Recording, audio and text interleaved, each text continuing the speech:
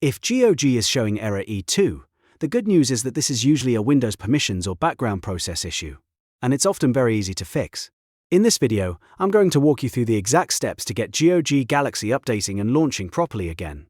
And if this tutorial helps you out, make sure to hit the like button and subscribe for more quick tech fixes just like this. First, let's start with the most common cause. Windows User Account Control, or UAC, can sometimes block GOG from writing newly downloaded files during an update or install. When that happens, GOG may throw an error like E2 and stop the process before it finishes. So the first thing you want to do is close GOG Galaxy completely. Don't just minimize it, go to your Windows system tray, find the GOG Galaxy icon, and exit the app fully so it is no longer running in the background. Once GOG Galaxy is closed, go to your desktop and right-click the GOG Galaxy shortcut. From the menu, select Run as Administrator. This gives the app elevated permissions, which often solves the file access problem right away. If Windows asks you for confirmation, click Yes to allow it. Now reopen GOG Galaxy with administrator access, and try updating or launching the game again.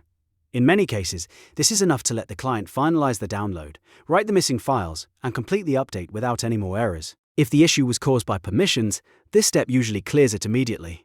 If you're still seeing the GOG error E2, there is another very common reason. Sometimes a game crashes or closes improperly, and the game's executable file is still running silently in the background. When that happens, Windows can treat those game files as locked, which prevents GOG from updating them. So the next step is to check for any leftover processes. Press Ctrl, Shift, and ESC together to open Task Manager. If Task Manager opens in the simple view, click More Details so you can see all running processes. Then look under the Processes tab first, or switch to the Details tab if needed. Search for the name of the game you're trying to update. If you see it still running, right-click it and choose End Task. This forces Windows to fully close the process and releases the locked files. After ending the task, go back to GOG Galaxy and restart the launcher if needed. Then resume the update or launch the game again.